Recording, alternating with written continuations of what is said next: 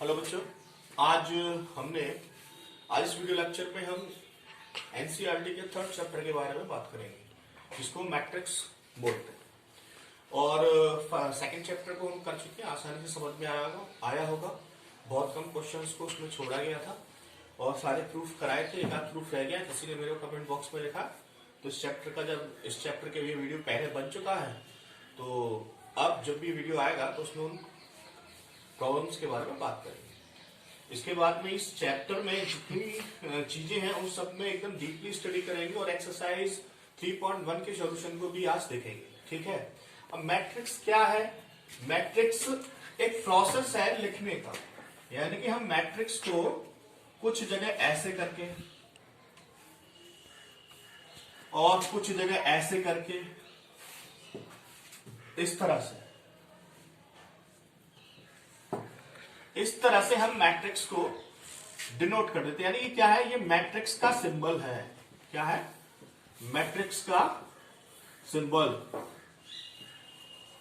ये मैट्रिक्स का सिंबल है, ये दोनों। यानी कि हम मैट्रिक्स को इस तरह से रिप्रेजेंट करते हैं। ये मैट्रिक्स के सिंबल है। अब मैट्रिक्स को इस तरह से रिप्रेजेंट करने के बाद में ये जो दे रखा है, यानी इसमें मैट्रिक्स को कैसे लिखा जाता है? मैट्रिक्स में कुछ चीजें इस तरह से लिखी होती हैं और कुछ चीजें इस तरह से लिखी होती हैं।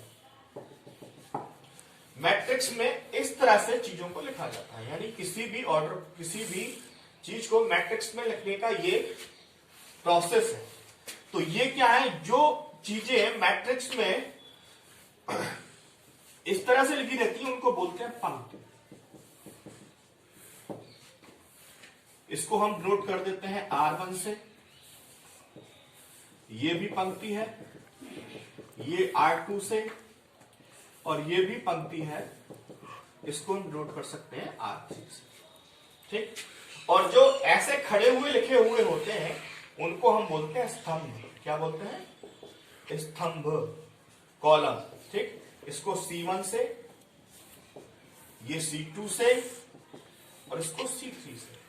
यानी पंक्ति में जो लेटी हुई चीजें हैं उनको रो बोलते हैं, और जो खड़े हुए कॉलम जैसे खड़े हैं उनको हम स्तंभ बोलते हैं। यानी कि जो आव्यूह है, आव्यूह पंक्ति और स्तंभ को एक लिखने का प्रोसेस है, उसे हम आव्यूह कहते हैं। यानी किसी स्क्वायर ब्रैकेट में या इस तरह के सिंबल में कुछ चीजें पंक्ति और स्तंभ के रूप में लिखी जाती हैं, वो एक मैट्रिक्स कहलाता है। अच्छा, दूसरी बात, इस मैट्रिक्स के अंदर केवल रियल नंबर्स को और कॉम्प्लेक्स को रखा जाता है। आई रिपीट, इस मैट्रिक्स के अंदर केवल रियल नंबर्स को और कॉम्प्लेक्स को लिखा जा सकता है। अब मैट्रिक्स को लिखने का प्रोसेस क्या है, ये मैंने लिखा है। इसके एग्जांपल हम देख सकते हैं। जैसे ये मैं एग्जांपल लिख रहा हूं, यानी कि 1 2 3 4, ऐसे भी लिख सकते हैं मैट्रिक्स को। 2 3 4 0 -1 2, ऐसे भी हम लिख सकते हैं मैट्रिक्स को। 1 2 3, ऐसे भी हम लिख सकते हैं मैट्रिक्स को। 2 4 0 6 0 8 0 2 1, हम ऐसे भी मैट्रिक्स को लिख सकते हैं। 1 2 3 4 6 5। ठीक। हम इस तरह से हम ऐसे भी मैट्रिक्स को लिख सकते हैं। 1 2 3, ये सभी मैट्रिक्स हैं। यानी कि हम मैट्रिक्स को इतने सारे तरीके से हम लिखा जा सकता है। ठीक है। अब ये मैट्रिक्स को लिखने का एक प्रोसेस है। यानी कि मैट्रिक्स पंक्ति और आव्यूह को लिखने का एक प्रोसेस होता है। यानी किसी भी चीज को एक ऑर्डर में अरेंज कर देना मैट्रिक्स कहलाता है। इसके बाद में ये जो मैट्रिक्स है, इन सभी का भी एक ऑर्डर होता है। अब ऑर्डर क्या है उसके बारे में बात करेंगे। तो ये जो मैट्रिक्स मैंने लिखे हैं, यानी कि आव्यूह की कोटि, मैं यहां लिख रहा हूं आव्यूह की कोटि के बारे में बात करेंगे। ऑर्डर ऑफ मैट्रिक्स के बारे में बात करेंगे। अब ऑर्डर ऑफ मैट्रिक्स क्या है? अगर हमारे पास कोई भी मैट्रिक्स है, ये जो मैंने लिखा है, इस मैट्रिक्स को उसके बता देना कि इसमें कितनी पंक्तियां हैं और कितने स्तंभ हैं। तो इस मैट्रिक्स में 3 तो पंक्तियां हैं और 3 स्तंभ हैं, यानी कि पहले पंक्ति को लिखा जाएगा और बाद में स्तंभ को। ये ऑर्डर ऑफ मैट्रिक्स होता है, ठीक है। यानी कि हम ऑर्डर ऑफ मैट्रिक्स को इस तरह से लिखते हैं। अच्छा, ऐसे मैं एक और लिख रहा हूं इसमें एग्जांपल में, अगर ऐसा हो 1 2 4 तो बताइए कितनी पंक्तियां हैं। आप कहेंगे सर इसमें पंक्तियां तो 3 है लेकिन स्तंभ कॉलम 1 है। अगर ऐसा लिखा हो कहीं 2 4 6 0 2 8, मैं आपसे ये कहूं कि इसमें कितनी पंक्तियां हैं, तो आप ये कहेंगे सर पंक्ति तो 3 है लेकिन स्तंभ 2 है। अगर मैं आपसे ये कहूं कि ये जो मैट्रिक्स है 2 0 0 2 0 8 2, इसमें कितनी पंक्तियां हैं, आप ये कहेंगे सर 2 पंक्ति है और 2 स्तंभ है। अगर मैं आपसे ये कहूं कि इस मैट्रिक्स में कितनी पंक्तियां हैं, तो आप ये कहेंगे सर पंक्ति तो 1 है लेकिन कॉलम 3 है। 1 2 3, कॉलम को नीचे से काउंट करते हैं 1 2 3, और पंक्ति को ऐसे 1 2 3, तो एक ही पंक्ति है और कॉलम 3 है। इस तरह से हम आव्यूह की कोटि को लिख सकते हैं, यानी ऑर्डर ऑफ मैट्रिक्स को हम बता सकते हैं कि इस ऑर्डर ऑफ मैट्रिक्स में कितनी पंक्ति और कितने स्तंभ हैं। तो बात आई मैट्रिक्स के बारे में, आपने देख लिया कि मैट्रिक्स एक स्क्वायर ब्रैकेट में या इस तरह के प्रोसेस में लिखने का एक तरीका होता है जिसमें पंक्ति और कॉलम को अरेंज किया जाता है। और मैट्रिक्स को ऐसे लिख सकते हैं, ये बहुत सारे एग्जांपल्स मैंने मैट्रिक्स के लिखे हैं, तो ये सभी मैट्रिक्स होते हैं। अब बात आती है आव्यूह की कोटि के बारे में। मैंने आपको बताया था पहले पंक्ति को और स्तंभ को बताना, यानी कि किसी मैट्रिक्स में कितनी पंक्तियां हैं और कितने स्तंभ हैं, वही उसका ऑर्डर होता है। ये मैंने बहुत सारे एग्जांपल्स को लिखा है जिससे हमें इसका ऑर्डर पता चल रहा है। अब इसके बाद बच्चों हम जो बात करेंगे ऑर्डर ऑफ मैट्रिक्स के बाद में, तो कुछ चीजें हैं वो और समझ लीजिए और क्लैरिफाई कर लीजिए कि और किस चीज में बात होगी इसमें मैट्रिक्स में। तो मैट्रिक्स को इस तरह से लिखा हमने, अभी ऑर्डर ऑफ मैट्रिक्स चल रहा था यानी कि कोटि जो चल रही थी। अब बात आती है आव्यूह के तत्व यानी कि एलिमेंट ऑफ मैट्रिक्स। जब आव्यूह के तत्व के बारे में हम बात करते हैं तो ये याद रखना, जैसे मैंने लिखा 2 4 6 0 8 0 2 5 -2, ठीक है, और इसका मैंने ऑर्डर भी लिखा। ठीक, अगर मैं आपसे पूछूं कि आव्यूह के तत्व कितने हैं तो आप क्या करेंगे, आप तुरंत काउंट करेंगे 1 2 3 4 5 6 7 8 9 ऐसे करके। नहीं, ये एलिमेंट होते हैं, जो संख्याएं आव्यूह के अंदर लिखी होती हैं वो उसके एलिमेंट होते हैं। एक तो ये काउंट करने का है, या अगर हमें आव्यूह के तत्व पूछ रहा है यानी कुल तत्व, आव्यूह के कुल तत्व यानी कुल एलिमेंट अगर हमसे पूछता है तो हम क्या कर सकते हैं, हम उसके ऑर्डर का गुणा कर देते हैं। यानी कि इसमें 9 तत्व हैं, कितने हैं, यानी 9 एलिमेंट्स इसके अंदर आए हुए हैं। ये इसके तत्वों के बारे में पता करने का प्रोसेस है। एक और एग्जांपल देखिए, अगर ऐसा लिखा हो 1 2 4 6 0 2, ठीक है, कितनी पंक्तियां हैं, 1 2 3, कितने स्तंभ हैं, 1 2, ठीक। तो आव्यूह के तत्व कितने हैं, आव्यूह के कुल तत्व, तो कुल तत्व हम ऐसे लिख सकते हैं 3 × 2 6 है, देखिए 6 है या नहीं, ऐसे ही और लिख सकते हैं। अगर ऐसा लिखा हो 1 2 3, ठीक, रो की पंक्तियां कितनी है, 1, और ये कितने हैं, 3। तो आव्यूह के कुल तत्व आप इसका मल्टीप्लाई कर देंगे, 3 है। इस तरह से हम इसके एलिमेंट्स को पता कर सकते हैं। ये एलिमेंट्स है यानी कि आव्यूह में कुल कितने तत्व हैं। इस तरह से हम मैट्रिक्स के एलिमेंट्स को पता कर सकते हैं। अब आगे चलते हैं। मैं कुछ चीजें इस मैट्रिक्स के अंदर लिख रहा हूं कि मैट्रिक्स को कैसे रिप्रेजेंट करते हैं। जैसे मैंने मान लिया मैं एक चीज लिख रहा हूं, कोई भी आव्यूह है, आव्यूह ए है, इसके लिए मैं एक ऑर्डर लिख रहा हूं जिसको हमें फॉलो करना है। ठीक, सभी जगह जहां पर हमें जरूरत होगी इस ऑर्डर को हम फॉलो करेंगे। यानी कि अगर ए के लिए लिखा गया है तो आव्यूह का जो पहला एलिमेंट होता है वो A11 होता है, ठीक, उसके बाद A12, उसके बाद A13। अगर और वो आगे बढ़ाना चाहता है तो उसको काउंट आगे कर देते हैं, ठीक है। अच्छा, इसके बाद A21, A22, A23, इसके बाद A31, A32 और A33। ठीक है, यानी कि इसको हम ऐसे भी रिप्रेजेंट कर सकते हैं और A को ऐसे भी लिख सकते हैं।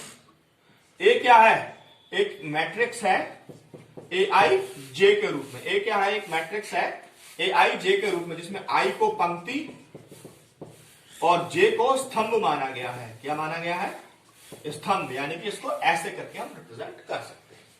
इसमें जो भी संख्याएं हैं कि इनको ही क्यों रखा गया, इसके बारे में जब नेक्स्ट एक्सरसाइज आएगी सेकंड या थर्ड, उसमें हम डीपली स्टडी करेंगे कि इनको ही क्यों रखा गया है।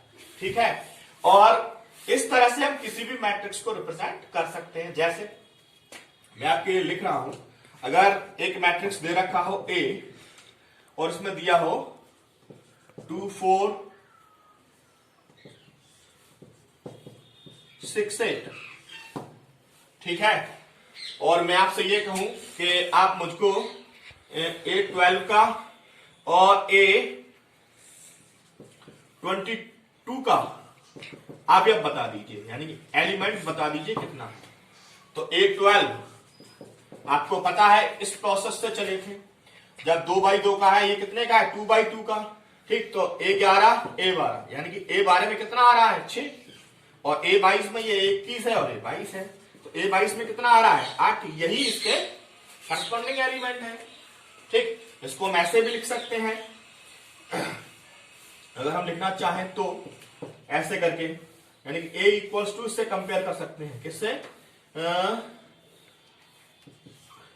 A11 A12 A21 और A22, इससे हम कंपेयर कर सकते हैं। ठीक है, कंपेयर करने के बाद एलिमेंट आप लिख सकते हैं। ये प्रोसेस है आरबीयू को सॉल्व करने का। अब इसके बाद में हमने आपको ये बता दिया कि मैट्रिक्स क्या है, मैट्रिक्स की कोटि क्या है, मैट्रिक्स के एलिमेंट्स को कैसे कैलकुलेट किया जाता है। अब इसके बाद में इक्वल में मैट्रिक्स कब समान होते हैं, इसके बारे में और बात करेंगे पहली एक्सरसाइज में, कि मैट्रिक्स कब इक्वल होते हैं। तो जरा देखिएगा कि मैट्रिक्स होते कब है इक्वल, तो इसके बारे में बात कर लेते हैं कि मैट्रिक्स कब इक्वल होते हैं। और बच्चों, इसके बाद में हम लोग टाइप्स ऑफ मैट्रिक्स के बारे में बात करेंगे कि मैट्रिक्स के कितने प्रकार होते हैं, कैसे इनको लिखा जाता है। तो टाइप ऑफ मैट्रिक्स में जो सबसे पहले हम पढ़ेंगे वो है फर्स्ट नंबर में क्षैतिज आव्यूह। क्या है, क्षैतिज आव्यूह। इसको हम पढ़ेंगे, जिसको हम बोलते हैं हॉरिजेंटल मैट्रिक्स। हॉरिजेंटल मैट्रिक्स जिसको हम बोलते हैं, उसके बारे में हम बात करेंगे, क्षैतिज आव्यूह। ठीक है, इस आव्यूह में एक प्रोसेस है 4 6 2 5 3 1। ठीक है, इसको हम ऐसे लिख सकते हैं। अब मैं आपसे ये पूछूं कि इस आव्यूह का ऑर्डर क्या है, तो आप क्या करेंगे कि 1 2 2 तो रो है और कॉलम कितने हैं 3। यानी कि जो हॉरिजेंटल आव्यूह होता है, मैट्रिक्स जो होते हैं, उसमें पंक्तियों की संख्या स्तंभ से कम होती है। यानी कि क्षैतिज आव्यूह में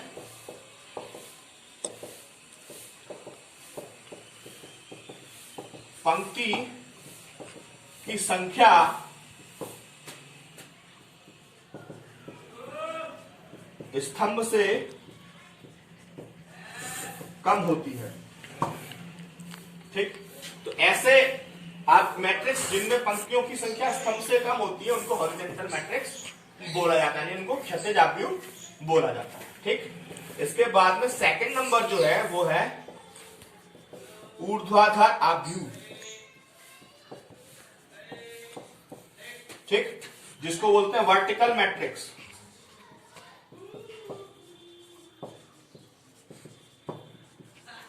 जिसको क्या बोलते हैं, वर्टिकल मैट्रिक्स।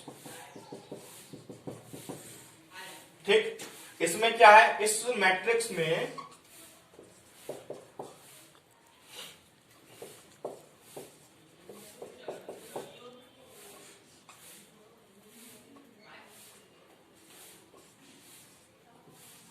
मैं आपसे पूछूं कि इस मैट्रिक्स का ऑर्डर क्या है, आप ये कहेंगे सर इस मैट्रिक्स का ऑर्डर है 1 2 3 4, और 1 2 3, यानी कि जो ऊर्ध्वाधर आव्यूह है उसमें पंक्तियां ज्यादा होती हैं स्तंभ से, यानी कि ऊर्ध्वाधर आव्यूह में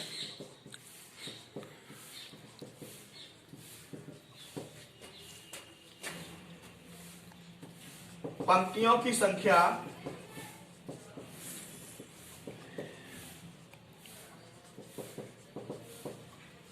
स्तंभ से अधिक होती है। ठीक है, जिसमें 4 पंक्तियां हैं और 3 स्तंभ है, यानी कि क्षैतिज आव्यूह में पंक्तियों की संख्या स्तंभ से कम होती है और ऊर्ध्वाधर आव्यूह में पंक्तियों की संख्या स्तंभ से ज्यादा होती है। ठीक, ये 2 है। इसके बाद अगला देखते हैं, नोट करिएगा इनको पॉज करके। इसके बाद में नंबर 3 पे जो आता है वो होता है वर्ग आव्यूह। क्या होता है? वर्ग आव्यूह। जो नंबर 3 पे आएगा उसको हम बोलेंगे वर्ग आव्यूह, जिसको बोलते हैं स्क्वायर मैट्रिक्स। क्या बोलते हैं? Square matrix. ठीक, ये वर्ग आव्यूह है। यानी कि वर्ग आव्यूह क्या होता है? वर्ग आव्यूह में आपको पता है मैट्रिक्स, जो स्क्वायर मैट्रिक्स होता है उसमें पंक्ति और स्तंभ की संख्या इक्वल होती है, यानी कि इसमें पंक्ति बराबर होती है स्तंभ के, तब हम उसको स्क्वायर मैट्रिक्स बोलते हैं। यानी कि वर्ग आव्यूह में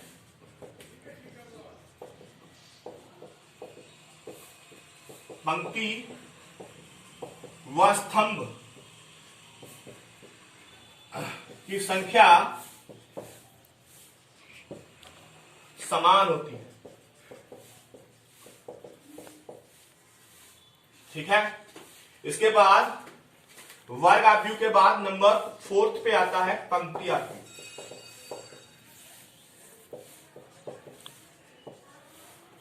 क्या आता है? पंक्ति आव्यूह, जिसको हम बोलते हैं रो मैट्रिक्स। ठीक, पंक्ति आव्यूह है तो इसका मतलब है कि इसमें कॉलम तो होगा नहीं, तो पंक्ति आव्यूह में केवल पंक्ति होती है। 1 2 2 3 4, सॉरी ऐसे भी लिख सकते हैं, 2 4 ऐसे भी लिख सकते हैं, 1। ये पंक्ति आव्यूह है, यानी केवल एक पंक्ति होती है, उसे हम पंक्ति आव्यूह कहते हैं। ठीक, इसके बाद में यानी कि इसको ऐसे लिख सकते हैं, इसमें कितनी पंक्तियां हैं? 1 है, और स्तंभ कितने हैं? 3 है। इसमें कितनी पंक्तियां हैं? 1 है, स्तंभ कितने हैं? 2 है, और सॉरी हाँ, इसको ऐसे भी लिख सकते हैं, 2 4 6 8। कितनी पंक्तियां हैं इसमें? इसमें पंक्तियां हैं 1, और स्तंभ कितने हैं? 4 और 2, यानी कि 1 पंक्ति और 1 स्तंभ है, यानी कि ये वर्ग आव्यूह भी हो सकता है। तो इसको ऐसे करके हम लिख सकते हैं, यानी पंक्ति आव्यूह है। अब इसके बाद में नंबर 5 पर जो आता है उसे हम बोलते हैं स्तंभ आव्यूह। क्या बोलते हैं? स्तंभ आव्यूह, यानी कि कॉलमन मैट्रिक्स।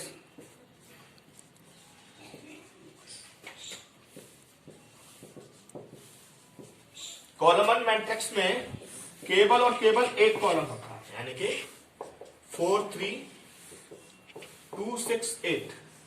ठीक, इसमें 2 पंक्तियां हैं और 1 कॉलम है, इसमें 3 पंक्तियां हैं और 1 कॉलम है। ये कॉलमन मैट्रिक्स है। इसके बाद आता है शून्य आव्यूह, यानी कितना नंबर हो गया? 5, और ये आएगा 6।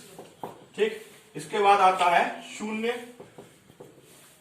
या रिक्त आव्यूह, नल मैट्रिक्स भी बोलते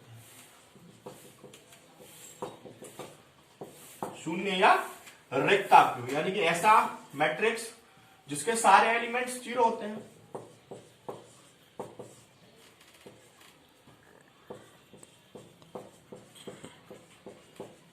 वो शून्य आव्यूह कहलाते हैं। ठीक है, इसके बाद में आता है 7वें नंबर पर इकाई का तत्समक आव्यूह।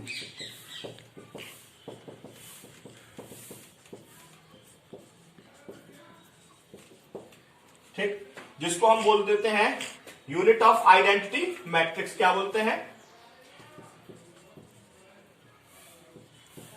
यूनिट ऑफ आइडेंटिटी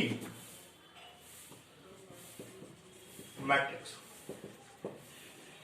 ठीक, यानी कि इसके बारे में बात करें। इसमें क्या, इसमें जो आइडेंटिटी है यानी कि जो डायगोनल है यानी मुख्य विकर्ण है 1 0 0 0 1 0 0 0 1।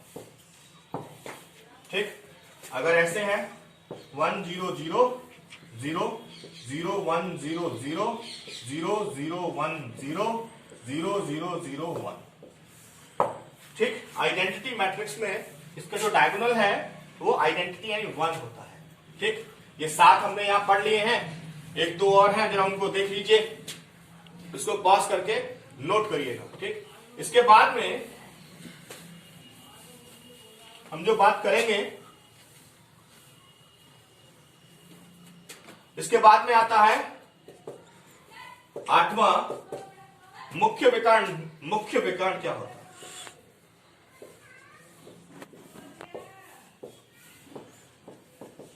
मुख्य विकर्ण।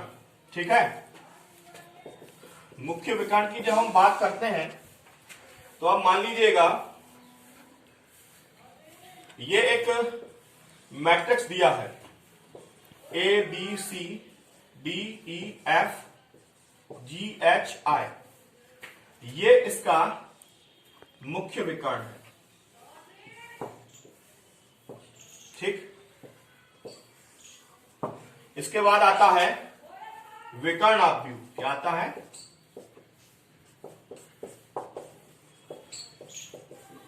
विकर्ण आव्यूह, जिसको हम बोलते हैं डायगोनल मैट्रिक्स।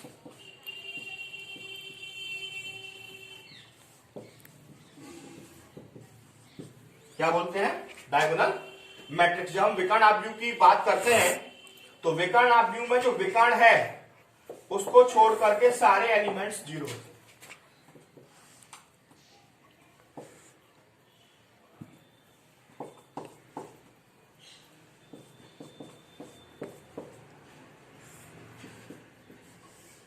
ये विकर्ण आव्यूह है। ठीक है, इसके बाद में जो लास्ट है वो है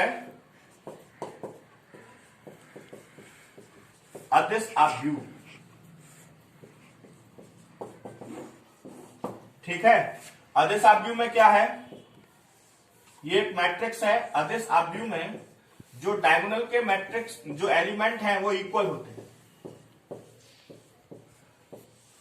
एक तो ये ऐसे लिख सकते हैं या ऐसे भी लिख सकते हैं। ये टाइप्स ऑफ मैट्रिक्स के बारे में हमने बात की। तो टाइप्स ऑफ मैट्रिक्स के बारे में आपको पता चल गया होगा, इनको नोट करिएगा और थोड़ा सा मेमोरेबल में भी रखना है कि टाइप ऑफ मैट्रिक्स होते क्या है। तो ये मैंने इतने सारे टाइप ऑफ मैट्रिक्स आपको बता दिए हैं। अब इसके बारे में थोड़ा सा और आगे चलते हैं और बात करते हैं। ठीक है, चलिए। इसके बाद अब हम एक जो नया टॉपिक है इसी में उसमें बात करेंगे दो आव्यूहों की समानता, यानी कि दो आव्यूह कब इक्वल्स होते हैं। इक्वलिटी ऑफ टू मैट्रिक्स, यानी दो आव्यूह कब इक्वल होते हैं, इसके बारे में हम इस टॉपिक में बात करेंगे। मान लेते हैं, माना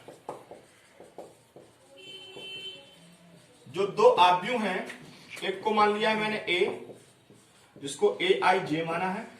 ठीक है, तथा सेकंड को मान लिया है मैंने बी, जिसको मैंने बी आई जे माना है। ठीक है, ये दो मैट्रिक्स हैं जिनके बारे में हमें पता करना है कि ये मैट्रिक्स हैं क्या। तो ये जो दो मैट्रिक्स हैं ये कब इक्वल होते हैं? पहली बात, जब दोनों आव्यूह एक ही क्रम के हो, यानी ऑर्डर समान।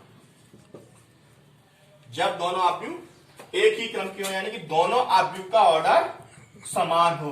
ठीक है, जिसका मतलब है कि उनके स्तंभ और पंक्तियों की संख्या अलग अलग और बराबर हो। ठीक, सेकंड है, दोनों आव्यूह ए व बी के संगत यानी करस्पॉन्डिंग तत्व बराबर हो। ठीक है, जिसका अर्थ है, अर्थात I तथा J के जो प्रत्येक मान है, प्रत्येक मान के लिए Aij और Bij इक्वल हो। एग्जाम्पल देखते हैं कि कैसे बात कर रहा है। जैसे मैंने एक मैट्रिक्स लिखा 2 6 4 8, ये मैंने लिख दिया है। ठीक है, और ये मैंने लिखा है तो मैं इसको ऐसे लिख सकता हूं क्या, 8 डिवाइडेड बाई 4, 2 इंटू 3, 2 इंटू 2 और 4 इंटू 2। ये जो मैट्रिक्स है ये दोनों इक्वल है, क्योंकि इसको सॉल्व आउट करेंगे तो यही आएगा। ठीक है, और ऑर्डर भी इक्वल है, 2/2 का है। अगर एक और लिखें, तथा अगर मैंने ये लिखा 2 1 1 2 और ये ऐसे लिख दूं 2 1 3 0, ये नॉट इक्वल। ये क्या है, ये नॉट इक्वल है। क्यों? क्योंकि ऑर्डर तो समान है लेकिन करस्पॉन्डिंग एलिमेंट्स समान नहीं है। अगर ऐसा लिखा हो, यदि x + 1 4 5 और y - 2 इक्वल में दिया हो 3 4 5 3, ऐसे, और वो ये कहते हैं कि ये जो मैट्रिक्स है वो इक्वल है। अगर वो कह देता है कि ये मैट्रिक्स समान है, तब हम इसको कंपेयर करके निकाल सकते हैं। यानी कि x + 1 जो एलिमेंट है उस एलिमेंट को एलिमेंट के साथ में, यानी इसको इसके साथ में, x + 1 = 3, तो x = 3 - 1, x = 2। एक तो ये यहां कैलकुलेट कर लिया। और y - 2 = कितना आएगा, y - 2 = 3 आएगा, तो y = 3 + 2, तो y = 5। इस तरह से हम इन वैल्यूओं को कैलकुलेट कर सकते हैं। ये मैट्रिक्स के बारे में बात हुई थी। ठीक है, अब इसके बाद में जो पहली एक्सरसाइज है उसमें इतना ही है। हम लोग आसानी से उस पहली एक्सरसाइज को कैलकुलेट कर सकते हैं। मैं आपको बताता हूं कि उसको कैसे कैलकुलेट करना, देखिएगा।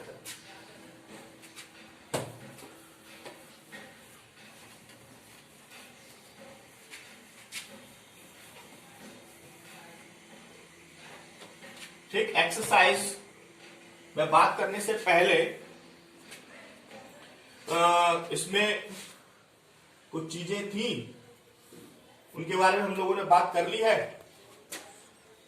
तो देखते हैं जब पहली एक्सरसाइज आपके लिए क्या कहती है। ठीक है, एक्सरसाइज एनसीईआरटी का है 3.1। ठीक है, एक्सरसाइज 3.1 में जो क्वेश्चन नंबर फर्स्ट है उसके बारे में बात करें। अब एक्सरसाइज 3.1 के क्वेश्चन नंबर फर्स्ट में जो एनसीईआरटी में दिया है, एक मैट्रिक्स दिया है। वैसे मैंने आपको बता दिया है, सिंपल है, कुछ आप आराम से कर सकते हैं। 35 √3 और 5 - 2 1 19 5/2 -5 -7 12 और 17।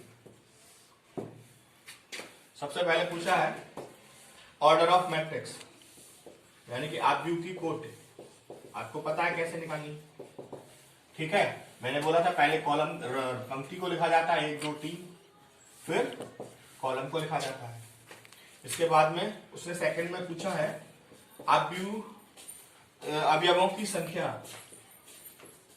गिनने की जरूरत नहीं है, मैंने आपको बताया था ऑर्डर का मल्टीप्लाई कर देते हैं, 12 हो गया। थर्ड पार्ट में पूछा है, पहले में पूछा है A13, मैंने आपको बोला था A11 A12 A13 यानी कि 19।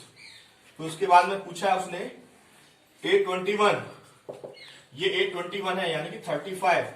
फिर उसके बाद में पूछा उसने A24, A24 आपको पता है 21 22 23 24। उसके बाद में पूछा है A23, A21, 22, 23। ठीक है, इस तरह से हम इसको कैलकुलेट कर सकते हैं, सिंपल प्रोसेस है। इसके बाद क्वेश्चन नंबर जो सेकंड है उसमें कहा है यदि किसी आव्यूह में 24 अवयव हैं, तो आव्यूह में जो कुल अवयव हैं वो 24 है, तो इसकी संभव कोटियां क्या है? तो इसकी जो संभव कोटियां हैं,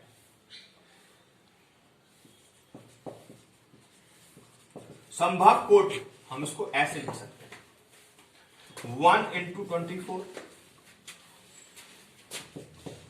2 इंटू 12, ठीक, और 3 इंटू 8, 4 इंटू 6।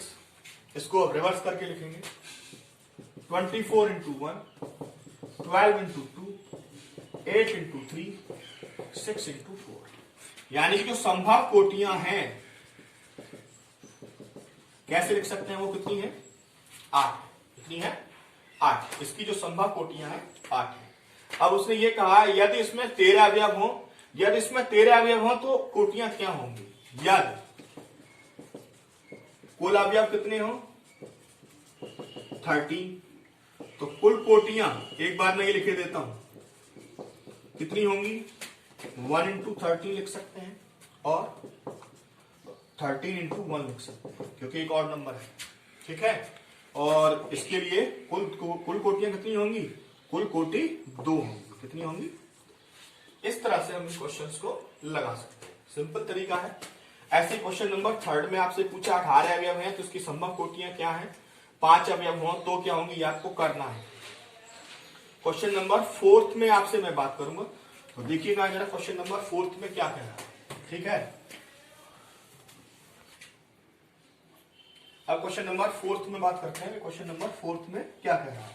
क्वेश्चन नंबर 4 में कहा है कि एक आव्यूह है जो 2/2 का है। ठीक है, ये दिया है AIJ, ये मैट्रिक्स दिया है। ठीक है,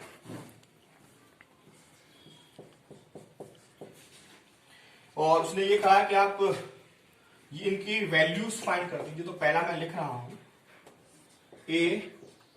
AIJ इक्वल्स टू यहां दिया है 1 प्लस जे का होल स्क्वायर अपॉन 2। ठीक है, आपको पता है मैं लिख रहा हूं, अगर एक 2/2 का मैट्रिक्स है, कितने का है? 2/2 का, तो उसका पहला एलिमेंट A21, A22, ठीक है, सॉरी A11, A12 और A21 और A22, ये इसके एलिमेंट होते हैं जब कोई मैट्रिक्स 2/2 का है, यानी कि A11, A12, A21, A22। ठीक, इनको हमें कैलकुलेट करना है। जब हम पहले एलिमेंट को कैलकुलेट करेंगे, यानी कि A11, ठीक, तो इसका मतलब है A11 में I बराबर 1 रखना है, क्योंकि यहां 1 है, तथा J इक्वल्स टू भी 1 रखना है। अब इसको कैलकुलेट करेंगे, A11 यानी कि इन दोनों की जगह पे जो वैल्यू दी है, यानी कि AIJ इक्वल्स टू दिया है 1 प्लस जे का होल स्क्वायर अपॉन 2। तो पहले हम A11 निकाल रहे हैं, A11 इक्वल्स टू, ठीक है, और ये दिया है 1 नहीं है, या I है। ठीक, ठीक है, I है, तो I प्लस जे में, यानी कि I इक्वल्स टू भी 1 रखेंगे और J इक्वल्स टू भी 1 रखेंगे, यानी कि 1 प्लस 1 का होल स्क्वायर अपॉन 2। 1 प्लस 1 का मतलब हो गया 2 का होल स्क्वायर अपॉन 2, और 2 का होल स्क्वायर 4 होता है, 2 से ये 2 एलिमिनेट हो गया, 2 बचा। इसके बाद कितना निकालना है? A12 निकालना है। आपको पता है I की जगह पे 1 रखना है और J की जगह पे कितना रखना है? 2। ठीक, अपॉन 2 का होल स्क्वायर, 2 और 1 3 हो गया, 3 का स्क्वायर अपॉन 2, यानी कि 9 अपॉन 2। A11 के बाद क्या निकालना है? A21 निकालना है, यानी कि I की जगह पे अब 2 रखना है और J की जगह पे 1। 2 प्लस 1 का होल स्क्वायर अपॉन 2, ये भी कितना आएगा? 9 अपॉन 2 आएगा। इसके बाद यहां लिख देते हैं A22, यानी कि दोनों की जगह पे 2 2 रखना है। ठीक है। तो ये 2 और 2 4 हो जाएगा, 4 का स्क्वायर आएगा 16, और इससे हम कैल या तो 16 लिख सकते हैं या 8 लिख सकते हैं। अब हमें 2x2 का एक मैट्रिक्स बनाना है। A इक्वल्स टू, इसमें हम वैल्यू पुट कर देंगे। तो पहले का A11 यानी कि ये जो मैंने माना था A11, A12, A21 और A22, इसमें वैल्यू आप पुट कर दीजिए।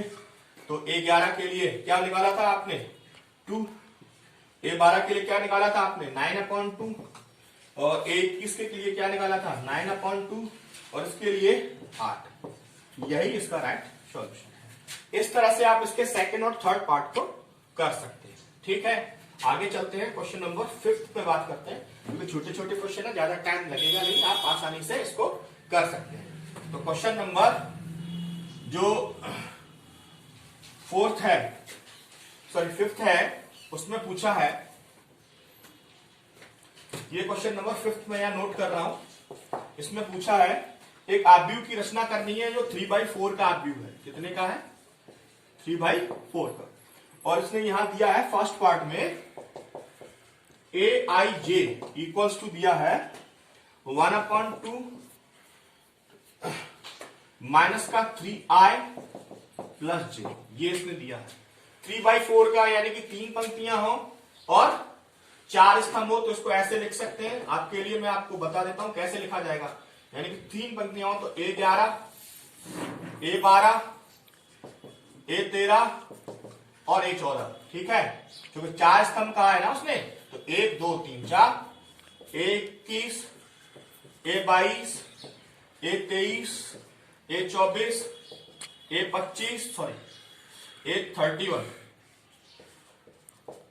A32, A33 और A34, यानी कि ये एलिमेंट्स आपको कैलकुलेट करने हैं, और इनको आप आसानी से कैलकुलेट कर सकते हैं। A11, A12, A13, A14, A21, 22, 23, 24, 31, 32, 33, 34।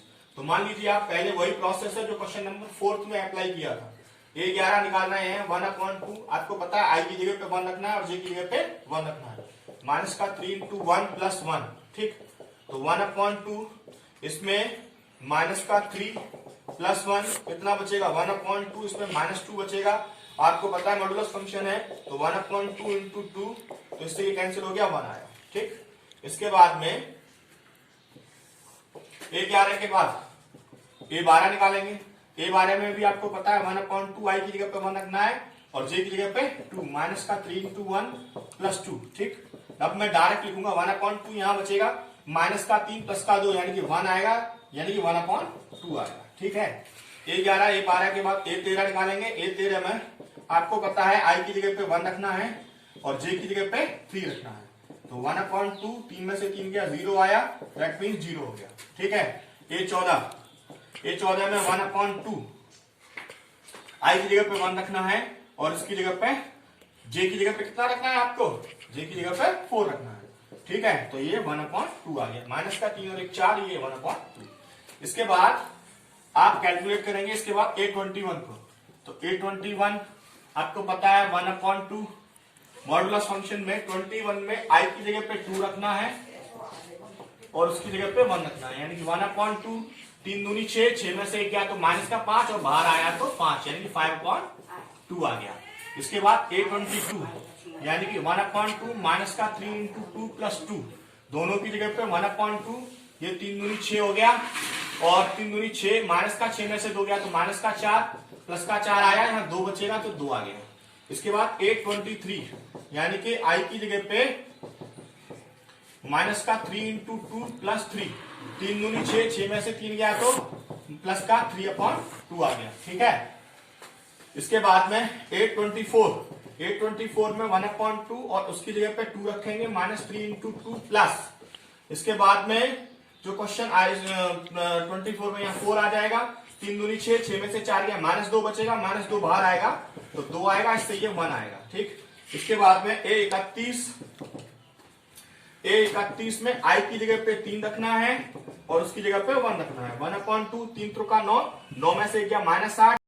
31 के बाद में A32 को कैलकुलेट करेंगे। A32 यानी कि I की जगह पे 3 और J की जगह पे 2, 3 त्रिका 9 में से 2 गया तो 7, यानी कि 7/2 आएगा। इसके बाद ये 33 यानी कि 1/2 माइनस 3 इंटू 3 प्लस 3 यानी कि 1/2। तो 3 त्रिका 9 में से 3 गया तो 33 है ना, तो 3 या 9 में से 3 गया तो 6 बचेगा, इससे 3 आएगा। A 34 माइनस का 3 इंटू 3 प्लस 4 यानी कि 1/2, 9 में से 4 गया तो 5 यानी कि 5/2। इन सारे एलिमेंट्स को आप मैट्रिक्स में इसमें रख सकते हैं और आपको एक नया मैट्रिक्स मिल जाए, ठीक, जिसके बारे में उसने हमसे पूछा था। सेकंड पार्ट को आपको सॉल्व करना है, फर्स्ट पार्ट को मैंने कैलकुलेट कर दिया। आगे चलते हैं एनसीईआरटी में, आज खत्म करते हैं इस एक्सरसाइज को। इसमें दिया है आगे एक्स वाई जेड के मान कैलकुलेट आपको करने हैं। छोटे छोटे क्वेश्चन हैं, कुछ मैं कर देता हूं, कुछ आपको लगाने हैं। तो क्वेश्चन नंबर 5 के बाद में क्वेश्चन नंबर 6 को देखते हैं।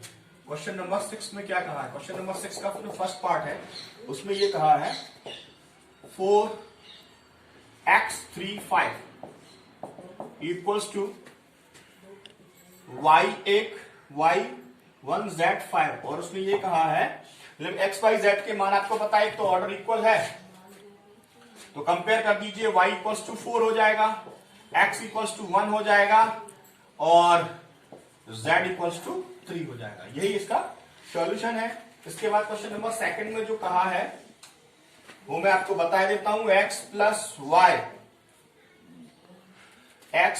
y 2 और 5 प्लस z और एक्स वाई इक्वल्स टू 6 5 2 8। तो दोनों ही इक्वल्स ऑर्डर के हैं, तो x plus y equals to 6 हो गया पहली बात, और 5 प्लस z इक्वल्स टू 5 हो गया।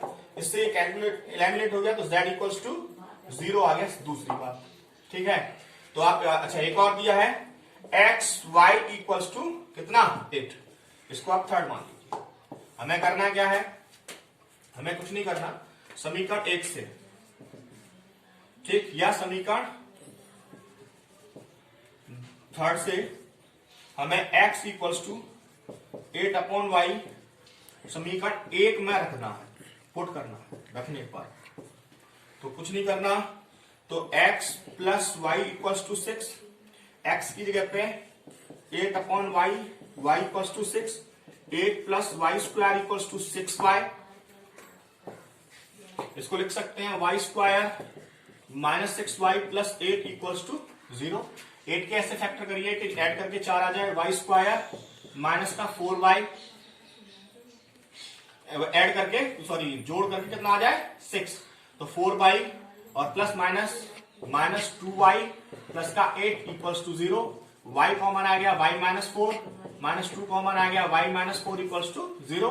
y माइनस 4 और y माइनस 2 इक्वल्स टू 0, यानी कि y की दो वैल्यूज आई हैं, 4 और 2। जरा देख लेते हैं कि कितना कहा है क्वेश्चन में। आंसर में 3.2 के में यहां कहा है इसने, सेकंड पार्ट में x इक्वल्स टू 4 है और y की जो दो वैल्यूज हैं, y के लिए कहा है 2 और 4 है जो मैंने कैलकुलेट कर दी है, और इसके बाद में z की वैल्यू हमें कैलकुलेट करनी है। तो आप एक काम करिएगा, समीकरण थर्ड थर्ड में क्या कहा है, एक्स वाई इक्वल्स टू 8। तो जब y इक्वल्स टू कितना है 4 है, y इक्वल्स टू 4 है, तो x इक्वल्स टू कितना है, x इक्वल्स टू 2 है। जब y इक्वल्स टू 2 है तो x इक्वल्स टू कितना है, x इक्वल्स टू 4 है। यही हमें कैलकुलेट करना है, ठीक। इस तरह से हम इसके थर्ड पार्ट को भी कैलकुलेट कर सकते हैं। मैंने आपको फर्स्ट और सेकंड कर दिया है, थर्ड पार्ट आपको अपने आप कैलकुलेट करना है। 7th में भी ABCD की वैल्यू पूछी है, तो इक्वेशंस हैं, आपको इक्वेशंस को सॉल्व करना है और ABCD की वैल्यूज निकाल लेनी है। अब मैं क्वेश्चन नंबर सीधे 8 में बात करूंगा और देखते हैं क्वेश्चन नंबर 8 में क्या कह रहा है। अब क्वेश्चन नंबर 9 में बात करते हैं कि क्वेश्चन नंबर 9 क्या कह रहा है। क्वेश्चन नंबर 9 में ये क्वेश्चन नंबर 8 में कहा है कि A इक्वल्स टू मैट्रिक्स के लिए दिया है A IJ, उसने कहा है M क्रॉस N वर्गाव्यूह है। ठीक है, M क्रॉस N वर्गाव्यूह आपको पता है वर्गाव्यूह कब होते हैं। जो वर्गाव्यूह है वो वर्गाव्यूह तब होता है जब उसका ऑर्डर इक्वल हो जाए। क्या हो जाए? ऑर्डर इक्वल हो जाए, यानी कि या तो वो 2x2 का हो या वो 3x3 का हो, यानी पंक्ति और रो बराबर हो जाए। तो इसका मतलब है ये A बराबर AIJ M इंटू N वर्गाव्यूह कब होगा?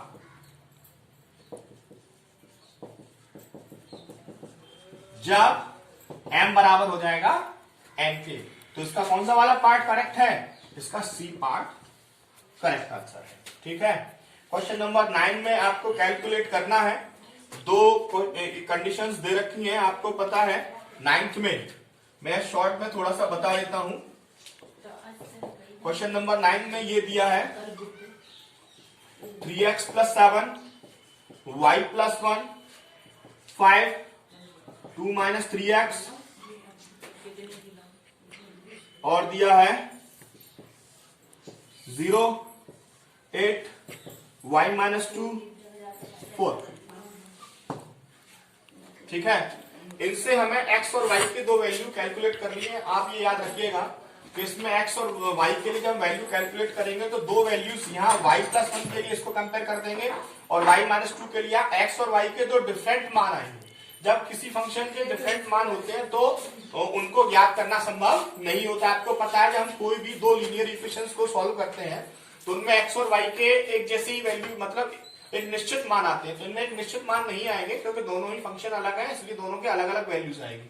तो जब दोनों की अलग अलग वैल्यूज आएगी तो उनको ज्ञात करना संभव नहीं हो पाएगा, इसलिए इसका बी जो है वो करेक्ट आंसर है। तो आप इसको करेंगे अपने आप। ठीक, क्वेश्चन नंबर 10 में मैं बात कर रहा हूं। क्वेश्चन नंबर 10 में करना क्या है?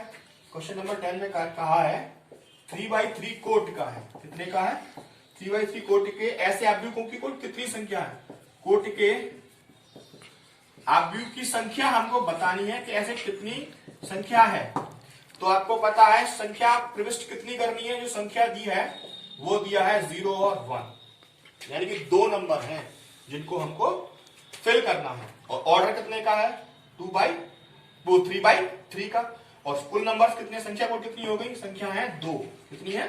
2। तो उसने कहा है जिनकी प्रविष्टियां हुई कुल कितनी संख्या? आव्यूहों की संख्या। तो जब आपको पता है कुल नंबर्स 2 हैं जिनको 9 फिलअप में करना है, यानी 9 जगह पे भरना है, तो इसको हम ऐसे लिख सकते हैं 2 की पावर 9। और 2 की पावर 9 कितना होता है? 2 दूनी 4 दूनी 8 दूनी 16 दूनी 32 दूनी 64 दूनी 128 दूनी 256 दूनी 512। तो 512 इसका करेक्ट आंसर है।